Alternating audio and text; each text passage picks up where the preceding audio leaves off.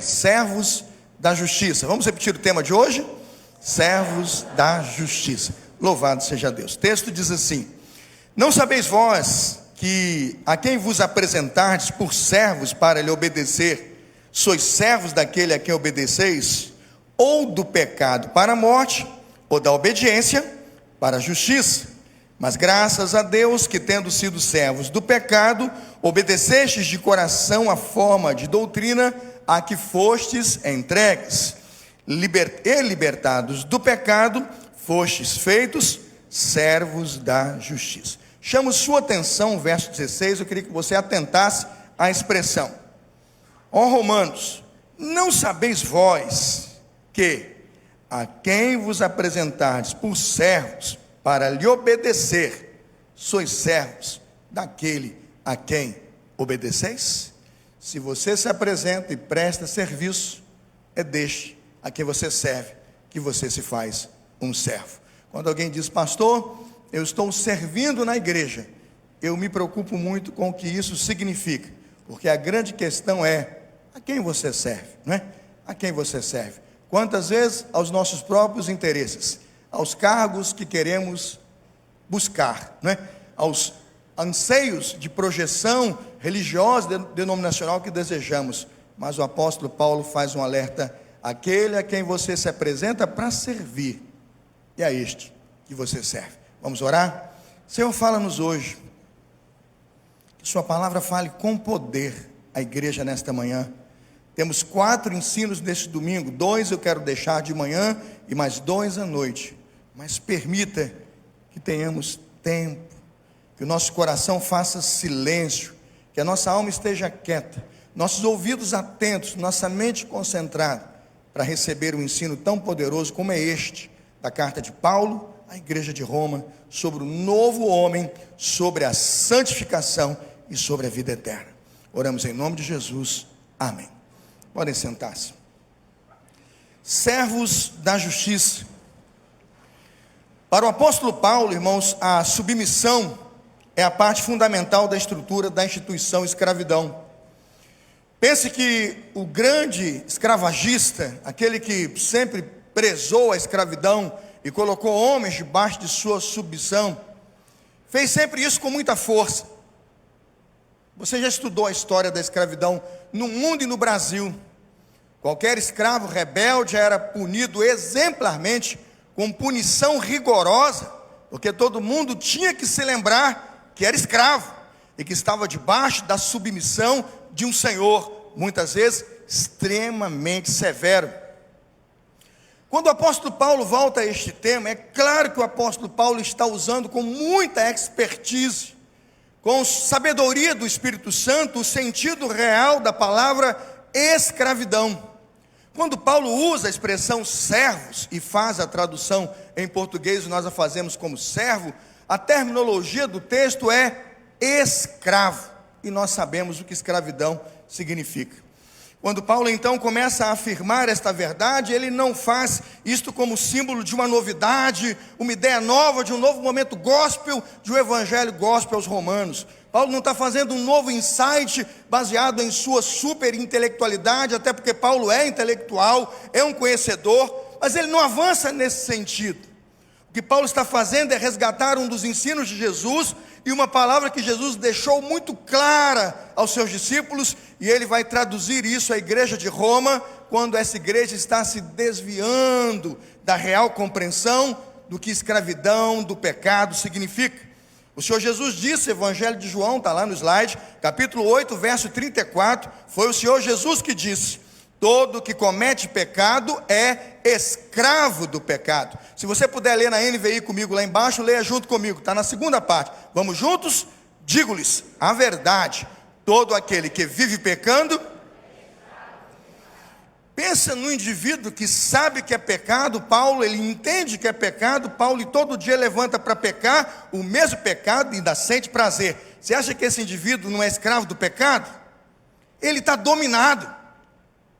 O seu grau de lucidez, a sua capacidade de reflexão não está comprometida. não é, sabe, irmãos, o ingênuo desavisado, não é, Diego, nosso seminarista, não é um coitado que está ali dormindo, sonhando, achando que comete pecado, sonhando. Eu falei Diego, mas é Diogo, né? Eu de vez em quando troco, é assim, né? A Bíblia tem que corrigir os nomes dos nossos seminaristas aqui. Então vejamos, quando o indivíduo sabe o que faz, conhece o que faz, iluminado, esclarecido da verdade, levanta para pecar, você pensa, é um pecador ingênuo? Não, é isso que Paulo diz, escravo, absolutamente escravo do pecado. A definição de Paulo para escravo, e no texto percebemos isso, a definição de Paulo é uma pessoa sob o completo controle de alguém ou de alguma coisa, absolutamente dominado por alguém ou por alguma coisa. Isso é que Paulo chama estado de escravidão. Para Paulo apenas aqueles que têm fé em Cristo, para Paulo aqueles que passaram pelo batismo, para Paulo, aqueles que em aceitando Cristo e se batizaram, morrendo para o mundo e nascendo para uma nova vida, Paulo diz, somente estes cristãos estão livres dessa escravidão, libertos das penas do pecado. Somos escravos do pecado, sim, e somos. E Paulo diz que não há nenhuma possibilidade de você servir ou não servir ao pecado. Eu quero aqui arrumar a questão para você entender. Quando Paulo diz que nós não podemos servir ou não servir ao pecado, o que Paulo está dizendo é que há duas vias na vida do relacionamento com Deus. Ou você serve a Jesus e se liberta definitivamente da escravidão do pecado, ou veja, se você não faz isso, tudo que você faz é servir ao pecado. Vocês entenderam o que Paulo diz? Você diz assim, não, mas eu não sou crente, eu não confio em Jesus, eu sou agnóstico, eu sou ateu, mas eu não sou um servo do pecado. É isto que a Bíblia não diz. E a Bíblia diz que o que você crê é absolutamente equivocado. A Bíblia afirma que todo homem em absoluto estado de apatia ou letargia espiritual, que não serve a Deus, ele está absolutamente, veja o que eu estou dizendo, conscientemente, por natureza pecaminosa, ou inconscientemente, por natureza pecaminosa, servindo ao diabo, servindo à escravidão, servindo ao pecado. Não há terceira via, a tão sonhada terceira via que o Brasil está aí tentando encontrar, para o pecado, irmãos, para a questão da vida com Deus, ela não existe. Há duas linhas claras na lealdade do terreno ético e religioso. Quer ser leal no sentido de sua ética e de sua vida religiosa, Paulo aponta duas direções do capítulo 6. A primeira delas está no slide. Quando servimos ao pecado, servimos para a morte, porque o salário do pecado é o quê? É isso que Paulo diz. Não tem meio termo, não há simplicidades, não há como tentar inventar e de forma cult ou coach, não é? Ou técnica ou psicológica, adoçar o caldo e dizer que a obediência do pecado pode ter alguma coisa menor ou a suavizada que não seja a morte, porque o Evangelho diz, o Cristo da fé diz que o salário do pecado é o quê? É a morte. Mas há um segundo nível. Paulo diz que nessas duas linhas de lealdade do terreno ético, religioso e da vida com Deus, a segunda linha é obediência para a justiça. Repita comigo, obediência para a justiça. O que isso significa? É isso que eu vou explicar.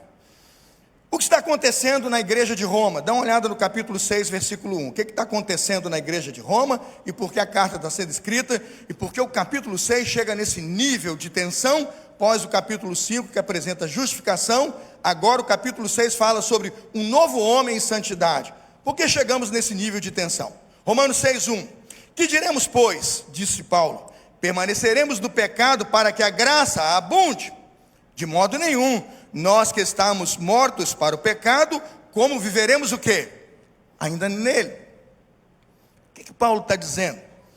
Nós vamos permanecer no pecado, vamos lá, ou vamos pecar mais, entendeu, Cias? Para ter mais graça? Não tem graça esse ensino. Você está dizendo o seguinte, Felipe, está dizendo o seguinte, você peca mais, peca de montão, peca em quantidade, que quanto mais você peca, mais o quê? Mais graça de Deus você tem. Essa conta não fecha. Este ensino não passa pela Bíblia. Essa é uma compreensão que está absolutamente longe das graças do Evangelho de Deus. O Evangelho da graça que nos livra da pena do pecado, irmãos, está sobre nós para nos livrar também da prática do pecado.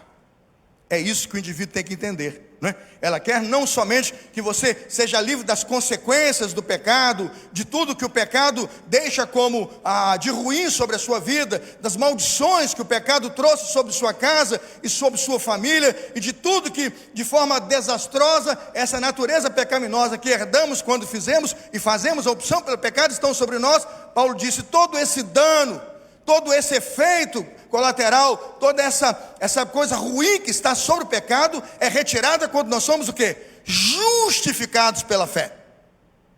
Quando cremos no sacrifício de Jesus Cristo na cruz do Calvário e entendemos que então nossa carta de alforria, a nossa certidão de nascimento pró-libertação, dizendo não mais escravos, mas livres, ela está posta. Mas o que Paulo está dizendo aqui, para pegar essa certidão, para ter essa posse e domínio que não livra somente você das penas e das consequências e da condenação, mas que livra você da prática e da ação, ela precisa ir por um caminho, e Paulo chama esse caminho de obediência. Repita comigo: obediência. Obediência para a justiça. Entendendo isso, então, percebemos que há dois grupos aqui que Paulo procura entender e saber que terão que ser alcançados por essa explicação do capítulo 6. Paulo tem certeza que deve haver dois tipos de interpretação, ou duas comunidades, pode haver até mais, mas eu vou citar duas comunidades dentro da própria igreja de Roma, que estão vivendo esse sentimento de que quanto mais pecam, mais são abençoados. E quando há pecado, então, se superabundar o pecado, a graça vai necessariamente superabundar. É quase que, pastor Lucas, permissão para pecar, né? Eu levanto todo dia para pecar, porque de noite a graça de Deus vai estar lá me esperando de braços abertos. É isso que o Evangelho não diz. Quem diz isso é você. E Paulo chega a dizer que isso está equivocado. Veja a expressão, capítulo 6, versículo 2. De modo nenhum. Não sou eu que disse, né? É a Bíblia. De modo nenhum. Isto é o Evangelho, ainda que lá em São Paulo o pastor agora fale para quase 300 mil pessoas o que eu não estou dizendo aqui, e ele está dizendo lá o que a Bíblia não diz aqui. Eu lamento, de modo nenhum. É isto o que a Bíblia não diz. E eu não estou querendo crescer no Ibope e nas audiências, eu só preciso dizer o que a Bíblia diz, e o que eu digo vai ser ouvido, consequência daqueles que querem reconhecer a verdade do Evangelho pregada no Evangelho. Quais são os dois grupos? O primeiro grupo é moralista. Paulo sabe que tem gente que é moralista, é legalista. Pensa que na verdade o Evangelho é moralismo, né? O interesse dessas pessoas, os moralistas na fé cristã, é exclusivamente moral e ético. O cristianismo se resume em ser uma boa pessoa. O cristianismo se resume, para muitos desses moralistas, em fazer o bem. Quem pensa assim, acredita, por exemplo, que a principal função da igreja é ajudar o Estado e trabalhar na sociedade para manter a lei e a ordem. Quando o Estado, então, veja, ele se mostra degradado, ele revela sua face decadente, o que o moralista faz? Ele vai para a rua. A solução é ir para a rua, protestar contra o Estado, gritar contra o Estado e o poder vigente, e dizer: Estado, saia da sua ética decadente. Porque o indivíduo, ele está preocupado com a moral, ele está preocupado com a sua visão e a sua percepção religiosa de que a nossa religião e a nossa fé impõe um estado moral. E se o Estado caminha para não fazer o bem, eu então, por minha moral, brigo para trazer o Estado de volta. Mas Paulo disse que o Evangelho e que a nossa fé cristã não é, preste atenção, não é o estabelecimento de uma moral, não é essa ideia. Nós vamos desenvolvê-la, nós vamos observá-la, nós vamos contemplá-la, nós vamos vivê-la, nós seremos agentes de transformação, nós vamos cumprir a lei, obedecer a lei, nós vamos requerer que ela seja cumprida. Mas veja, isto é uma consequência do Evangelho, não a causa dele. Isso é um dos motivos pelos quais o nosso Deus vem então resgatar o homem para uma observação da lei, para o encontro com a lei, chamar o homem a uma obediência. Mas isso não é o Evangelho determina que pela lei, isto o Evangelho já determinou, o homem não consegue se salvar, por sua natureza pecaminosa. O segundo princípio que Paulo deve ter notado, e nota ao escrever a sua carta a Roma, ele escreve para aqueles que nós chamamos hoje, na teologia, de antinomistas, ou seja, o antinomismo. O que é o antinomista ou o antinomismo? É a crença baseada no princípio de que o cristão precisa apenas de fé e não precisa seguir nenhuma norma de conduta estabelecida. pelos mandamentos ou pelos preceitos. Ele pode renegar os preceitos, ele pode negar os mandamentos e estatutos e ordenanças, porque ele será salvo somente pela lei da graça de Deus. Perceba o problema do antinomismo. De alguma forma, se nós estudarmos os escritos de Lutero, aqueles que o interpretaram acabaram por colocar excessivamente um pouco dessa ideia. Nós temos que ter muito cuidado, irmãos, para não cair num extremo como esse. É a ideia de que quanto eu mais peco, mais graça, e se eu sou pecador, mais graça, e graça sobre graça, com todos os meus pecados, eu que me levanto todo dia para pecar, veja, eu serei salvo. Vamos para as vias, pastor Lucas, do universalismo, da graça comum, da graça barata que não transforma ninguém. Paulo disse, capítulo 6, versículo 2, de modo nenhum o evangelho passa por esta veia aí. De modo nenhum o evangelho prega este tipo de ensino para que adúlteros fiquem no adultério, aqueles que estão no furto permaneçam no furto, aqueles que estão na cobiça continuem cobiçando, aqueles que estão na bebida, ébrios, batendo nas suas mulheres, batendo nos seus filhos, continuem, porque a graça comum vai os alcançar e a graça e perdão vai visitá-los. Não é isto que o evangelho diz, senhores.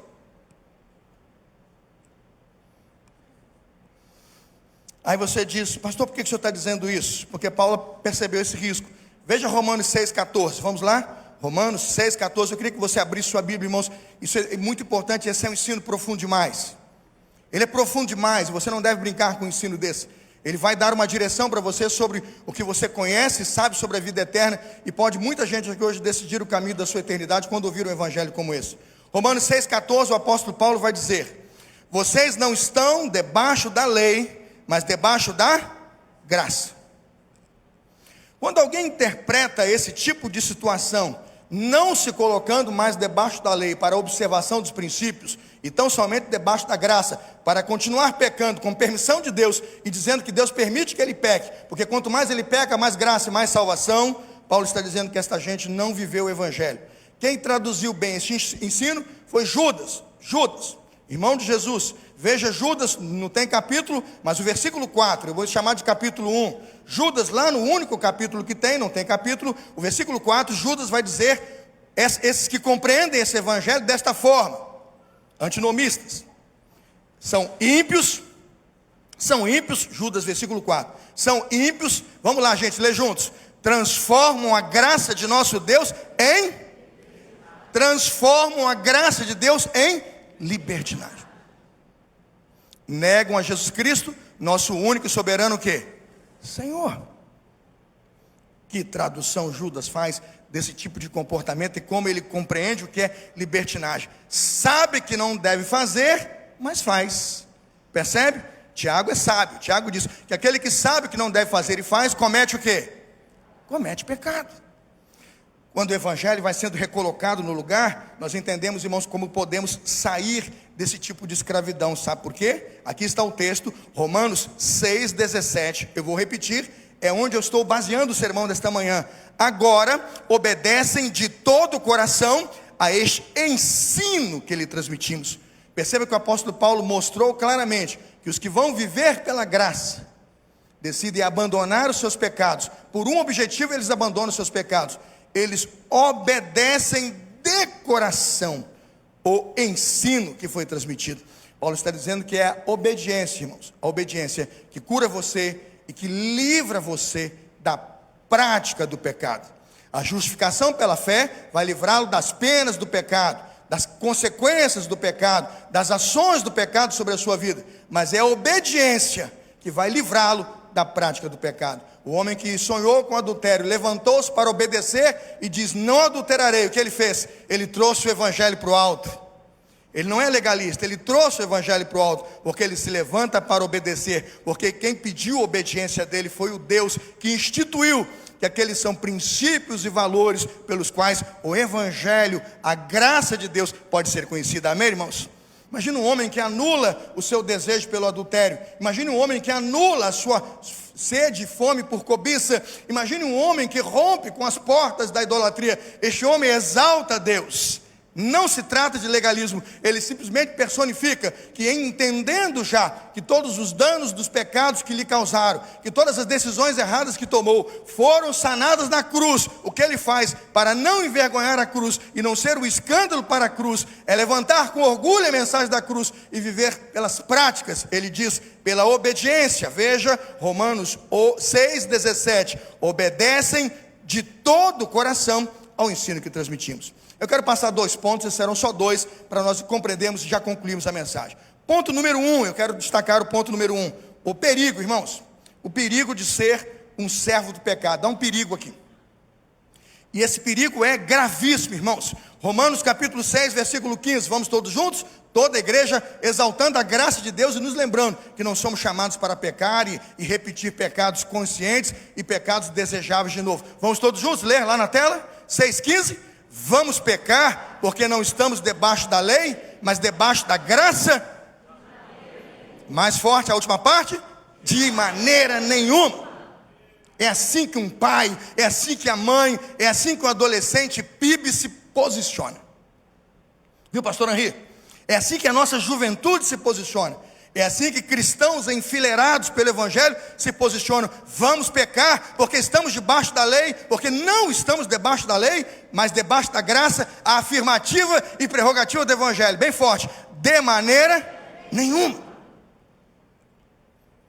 Quando o pastorzão lá, São Paulo, tem também no sul, tem uns 2 no sul e tem agora um no nordeste. Eles levantarem essa asneira, você pode botar esse versículo e dizer, de maneira nenhuma. Eu sou cristão, a Bíblia que você prega não é a Bíblia que foi escrita e revelada pelo Espírito Santo, porque não é. Nega o escrito, porque você diz, não, mas tem que interpretar, não tem nada para interpretar mais ali não, irmãos. É um tal de interpretação não literal que eu fico apavorado. Não tem nada mais literal do que aquilo ali, mais clássico, mais claro. Mas quando o indivíduo vem com a tal da escola da intuição, não é assim? Intuição, do insight, que mistura um pouco de mim, um pouco de Deus, um pouco do homem, e tem mais homem do que Deus, o cara vai sair numa abobrinha dessa. Porque a escola de interpretação da inspiração é uma escola absurda, abusiva e totalmente distorcida. Mas quando nós sabemos que Deus considerou palavra por palavra, Ele disse lá em Apocalipse, se tirar qualquer uma das palavras, se modificar uma das palavras, será tirado do seu nome o que, irmãos? Do livro da vida. Porque a palavra de Deus é o que, irmãos? A verdade. Aqueles que servem esse tipo de postura e então se colocam não mais debaixo da lei, para se colocar debaixo da graça, dizendo que podem ser desobedientes a Deus, que são cristãos, o Evangelho diz, não são escravos do pecado. Repita, escravos do pecado. É isso que essa geração é. É neste verso, irmãos, que olhamos para o que Paulo está dizendo. Devemos continuar pecando? Claro que não. Romanos 6, 1 e 2. Repito, de maneira nenhuma. O sentido da palavra pecar aqui não é um pecado inconsciente. O sentido da palavra pecar aqui não é aquela oração do salmista, se me lembro bem, o Salmo 139, né? O Salmo 139. Cria em mim, ó Deus, um coração puro e renova em mim um espírito inabalável. A oração é, vê se há em mim o quê? Vê se há em mim algum... Você está pedindo para o Senhor perscrutar seu coração e ver o que você não sabe, está entendendo? Você está orando, isso é bíblico. Tem coisas que você não sabe, sabe, Wanderlei? Tem coisas que você não percebe. Então você vai pelas coisas que você não sabe, pelas coisas que você não percebe, diz assim, vê se há em mim algum caminho mau e guie-me pelo caminho o quê? Eterno. Você acha que é desse pecado que Paulo está falando? Não. Esse pecado que você nem sabe, que você não consegue dar conta e que sua natureza nem nota, irmãos, a Bíblia diz que todos esses pecados já foram resolvidos. E eu quero dizer para você, pode dormir em paz, descansa, filho, porque você que foi lá na cruz do Calvário, entendeu que aquele sacrifício é perdoador, você passou por uma obra chamada justificação pela fé. O homicídio que você cometeu, 2, 3, 4, 5, 6, não sei, todos que você matou, se você sabe que é pecado, e sabia que o mandamento dizia não matarás, mas hoje se arrepende, a Bíblia diz, fique em paz. Jesus resolveu na cruz o problema do seu pecado. Você só precisa reconhecer que aquele sacrifício é para perdoar o seu pecado. Amém? Mas ele está dizendo uma coisa, tem um problema. Não é desse pecado que eu estou falando. Ele está falando, tem um problema. Eu quero falar de um outro problema. Eu quero falar que você ouviu o que eu fiz na cruz. recebeu a mensagem da cruz, conhece os mandamentos de Deus de ponta cabeça, porque eles são contados a você, entende? E você levanta todo dia e conscientemente põe o seu coração nesse pecado. Ele está dizendo, Paulo está dizendo, que esse pecado tranca a porta da graça. Que você não é ingênuo. E Deus não é ingênuo. E Deus sabe que você é um hipócrita, sem vergonha e mau caráter, que fica tentando engrupir e engodar a sua fé. Mas você vive, e de novo vive e permanece. É o que Paulo diz, escravo de sua natureza pecaminosa. Você pode levar o nome, é isso que Paulo está dizendo aos romanos, de membro da Igreja Batista de Roma, a PIB Batista de Roma. Não tem isso não, né? Tudo bem, tira essa parte, edita do sermão. Mas lá na igreja do cristianismo romano, ele está dizendo, se você se diz cristão, você não pode se colocar debaixo da graça de Deus, negando a lei de Deus e se levantando conscientemente para pecar. Lembra o que ele disse no verso 17? Você com o seu coração, é isso que ele está dizendo, com a sua vontade, você vai lá e se coloca como servo daquele pecado, porque você está conscientemente servindo aquela ação. Isso é, irmãos, uma prostituição espiritual das mais profundas, porque você sabe o que Deus fez, tem conhecimento do que Deus fez, mas se levanta hipocritamente para pecar. O sentido da palavra pecar aqui é deliberadamente e conscientemente praticar os atos de pecado e todos os dias gostar dele, e todos os dias sentir prazer nele, e buscar e pedir a Deus que perdoe os seus prazeres de pecar. O Senhor não o fará. Romanos 6,16 diz, porque esta gente peca. Romanos 6,16, oferecem alguém para lhe obedecer como escravos. Romanos 6,16, quando vocês se oferecem, você que vai, você que se coloca como oferta, é você que está lá, você se oferece para ser esse tipo de escravo. Esse tipo de escravo é a pior escravidão, porque veja, ele tem a carta de liberdade, ele conhece a carta de alforria, ele conhece o decreto de libertação, mas ele de manhã diz, soldado do inferno 666, estou aqui, pronto para pecar, membro da igreja de Roma. É essa gente que Paulo está ensinando e dizendo que o reino de Deus não tolera e não permite, porque ele precisa se livrar desse pecado. Esse pecado é pelo pecador praticante, um pecado conhecido, identificado, nominado, reconhecido, e por ele idolatrado, fazendo sua degradação moral, sua imoralidade, sua prática de fé, destruir toda a sua capacidade de se relacionar com Deus. Aqui o sentido real da escravidão é não somente ser escravo, mas se oferecer para ser escravo, se doar para ser escravo, se colocar debaixo desse jugo de escravidão. Que diferença tem a ver um servo de um escravo? Tem toda a diferença.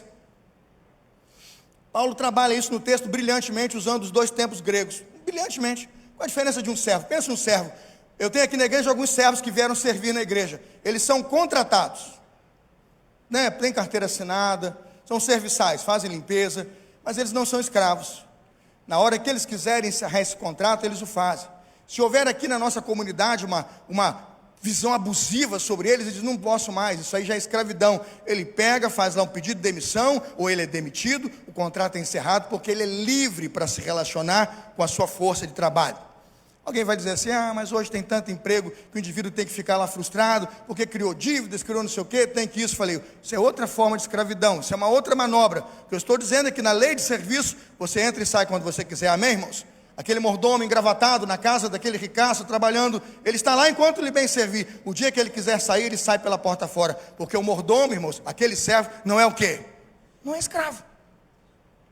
Paulo está triste, porque todos nós somos esse mordomo, com liberdade de servir a Deus. Mas Paulo diz que nos apresentamos para o diabo, voluntariamente, como escravos, podendo sair, com carta de saída, com autorização de Deus para vencer a guerra, ficamos presos. E o pior, colocamos nessa prisão o nosso coração. Nós nos oferecemos de coração para servir nessa escravidão. 1 João 3, 8, 9, está na tela, vai dizer que tipo de gente é esta e por que esta gente não pode ser chamada de povo de Deus. Esta gente não é seu irmão em Cristo. Não é. Por quê? 1 João 3, 8 e 9. Leamos juntos, bem suave, todos juntos. Aquele que pratica o pecado É do diabo, porque o diabo vem pecando desde o princípio. Para isso o Filho de Deus se manifestou, para destruir as obras do diabo. Todo aquele que é nascido de Deus não pratica o pecado, porque a semente de Deus permanece nele. Ele não pode estar no pecado, por quê?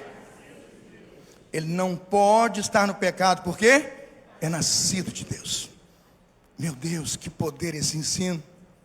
Isso não é meu, gente, eu não tenho capacidade para pregar uma coisa dessa. Só se o Espírito Santo me desse isso, mas deu a João. Eu louvo a Deus pela vida de João, porque esta é a revelação do céu para nós, irmãos, para destruir as obras do diabo. Um cristão, ele não se levanta para edificar as obras do diabo. Eu vou repetir, irmãos, essa frase é para guardar. Um cristão, ele não se levanta para edificar as obras do diabo, porque Cristo não veio edificar as obras do diabo. Ele veio o quê, irmãos? Destruir. O primeiro sintoma de que o cristianismo é fake, é cristianismo fake news. É uma falsa notícia, é um falso evangelho. É se ele se levantar para edificar e não para destruir as obras do diabo.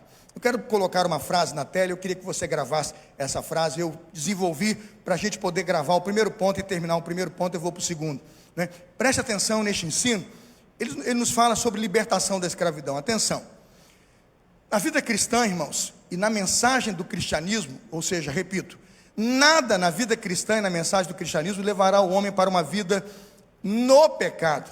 A verdadeira evidência de uma vida cristã autêntica está na libertação da escravidão do pecado. Quer conhecer a evidência de um cristianismo puro e simples, como pregou C.S. Lewis? Quer conhecer a evidência de um cristianismo autêntico? É reconhecer que nada, irmãos, nada na vida cristã e na mensagem do cristianismo levará o homem para uma vida do pecado. Ele vai se afastar do pecado, ele vai fugir do pecado. Por quê? Porque a verdadeira evidência de uma vida cristã autêntica está na libertação da escravidão do pecado. Diga glória a Deus. Isso é evidência de chamado, isso é evidência da vida cristã. Quando um homem caminha com esse tipo de aval, ou com esse tipo de permissão para pecar, ele está negando a principal evidência do Evangelho, que é a obediência para a santificação, obediência para a justiça, santificação para a vida eterna. Tudo isso no capítulo 6, eu vou pregar melhor sobre isso à noite. Fuja dessa aparência do mal, querido. Veja, concluo o primeiro ponto. Você encontrará muitas pessoas pregando o seu conhecimento de que não estão mais debaixo da lei. Pastores da modernidade vão pregar isso nos púlpitos e vão encher milhões e milhões e milhares de estádios, pregando e dizendo que você não está mais debaixo da lei. Proclamam a graça de Deus, proclamam a libertação das penas do pecado. Contudo, você verá que muitas dessas pessoas ainda servem ao pecado, porque a mensagem lhes é conveniente.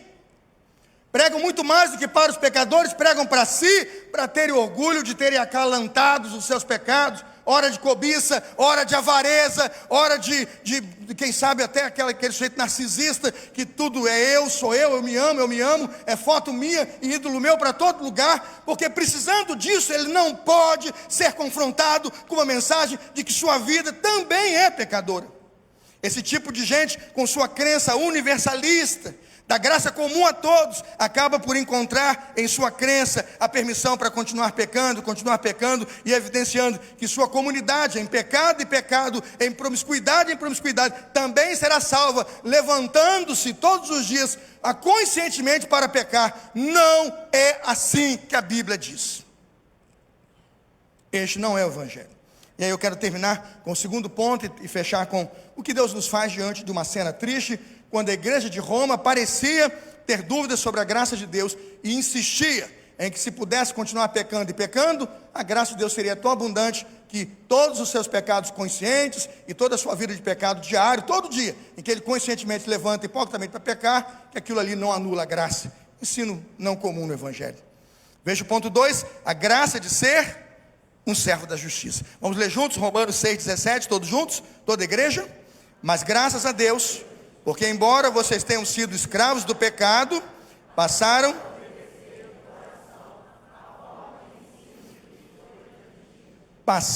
a, está em vermelho, obedecer de coração. Repita, obedecer de coração. Se você se colocar lá como escravo consciente, é isso que diz o versículo anterior, foi lá e decidiu, você se colocou lá para servir, soldado 666 de Roma, cristão romano aqui para servir o pecado. Escravo do pecado. Agora veja lá, soldadinho de Jesus, ele vai obedecer de coração. Não é porque a lei é dura, não é no chicote do pastor, não é na marretada do diácono, não é na cobrança dos pais, não. Ele vai obedecer de coração, ao que, irmãos? Ao ensino que recebeu. E aqui eu quero dizer que graça especial isso traz e que sentido especial isso tem. O apóstolo Paulo vai dizer em Romanos capítulo 6, o verso 14, pois o pecado não os dominará. Paulo disse, porque vocês não estão debaixo da lei, mas debaixo da graça. Muitos acreditam que o domínio do pecado se encerra quando não estão mais debaixo da lei.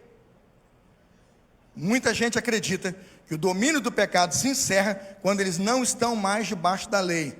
Eu vou dizer uma coisa para você, irmãos, o ensino que eu tenho aprendido, não é o domínio que se encerra quando não estamos debaixo da lei, são as penas do pecado. São as penas do pecado. É a carta publicada, o edital de liberdade que foi dito, a cruz que anuncia a libertação. Mas eu quero dizer uma coisa para você, a prática pecaminosa, ela vai se encerrar num passo seguinte, e aqui o texto é clássico, né? Não estar debaixo da lei, não significa viver sem a lei.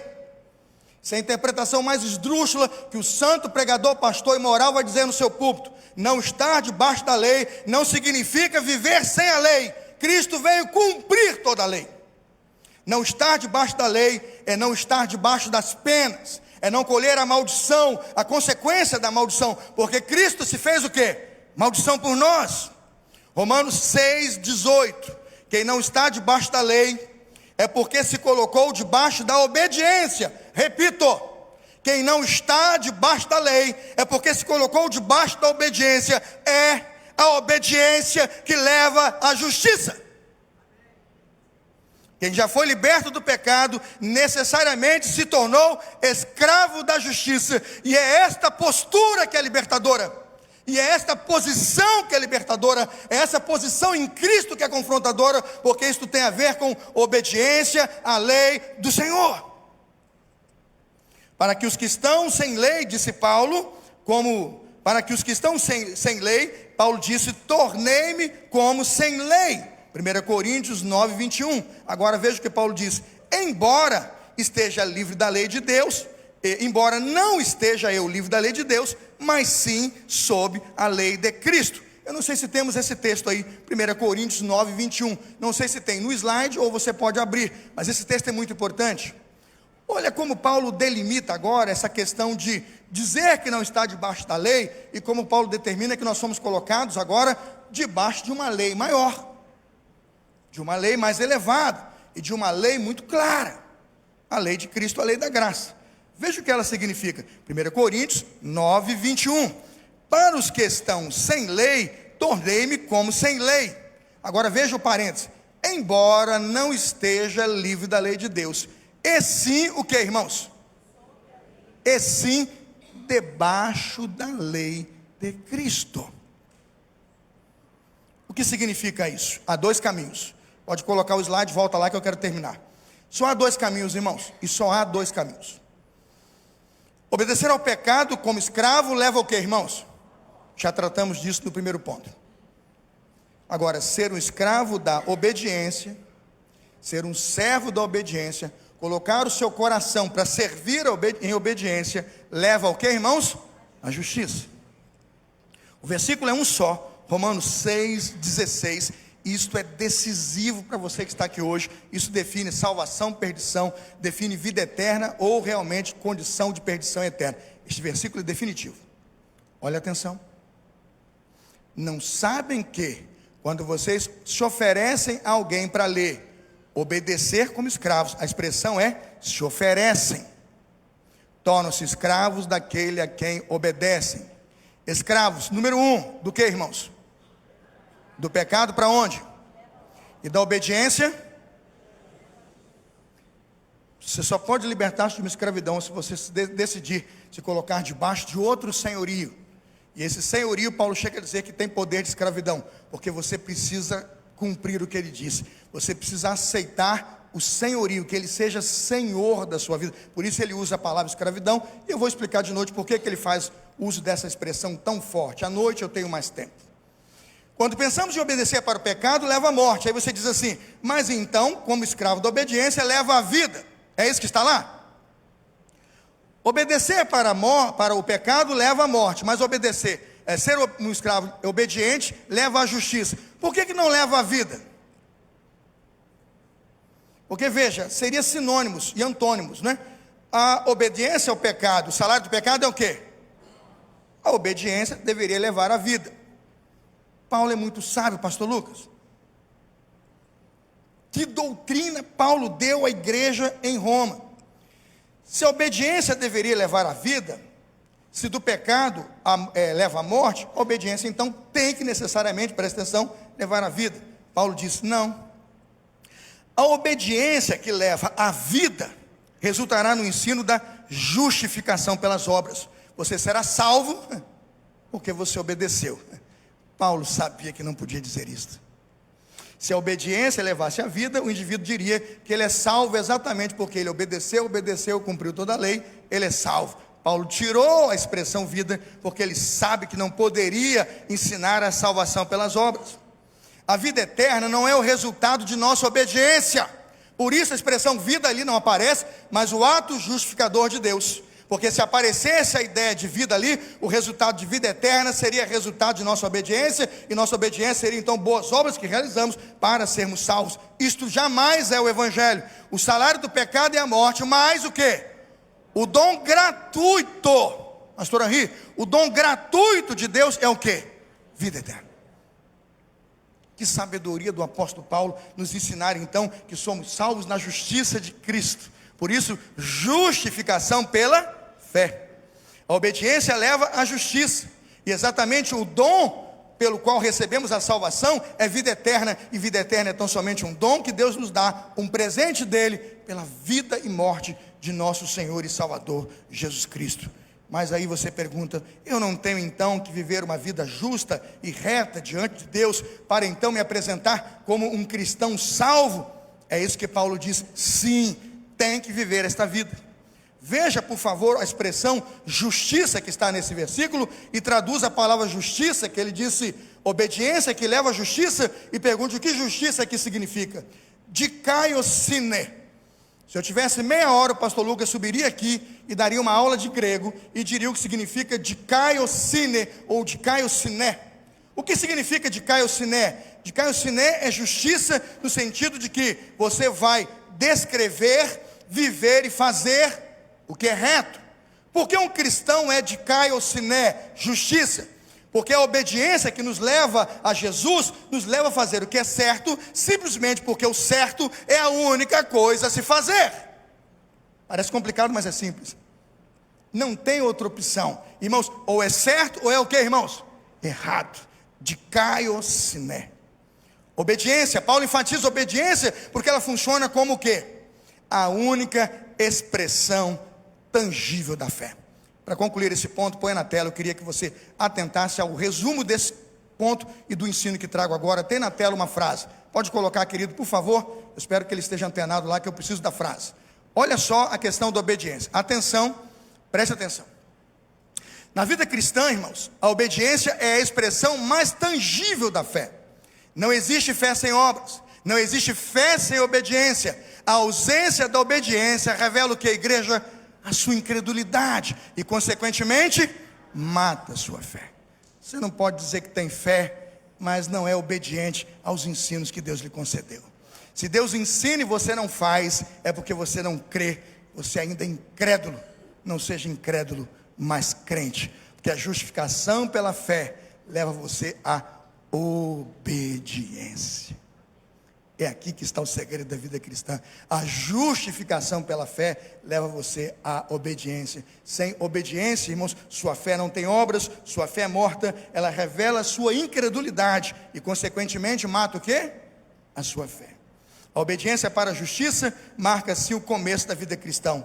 E onde tomamos a decisão por essa obediência? Vamos abrir Romanos 10, 9, eu vou terminar. Romanos 10, 9, abra comigo. Romanos 10, 9 e 10.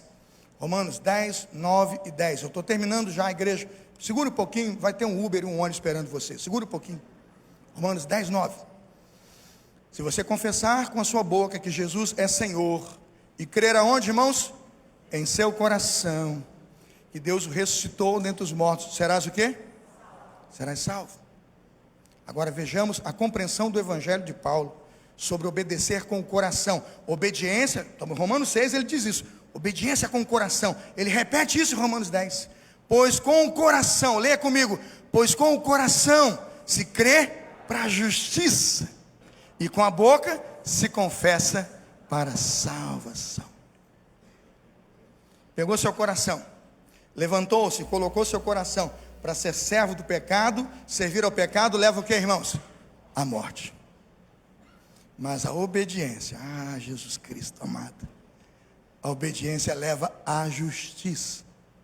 Não leva direto à vida, porque senão você se salvaria pela sua obediência. Leva à justiça, leva a justificar o que Cristo fez, como sendo Cristo única fonte pagadora, e que trouxe perdão para você, para sua casa e para sua família. Como você se posiciona não mais para a escravidão do pecado, mas para servir a Cristo, e para a obediência servir a justiça, e em servindo a justiça colher a vida eterna, porque o salário do pecado é a morte, mas o dom gratuito de Deus é a vida eterna. O que fazer? Cuidado com o perigo de ser um servo do pecado. O pecado vai matar você, vai matar a sua fé, vai anular esse ato da graça de Deus presenteado a você, porque você conscientemente pegou seu coração e colocou no pecado. Mas preste atenção na graça de ser um servo da justiça. Que graça tem? Está lá. Ninguém será servo da justiça se não escolher servir a justiça com o coração. A quem vos apresentardes por servos, para lhe obedecer, sois servos daquele a quem obedeceis.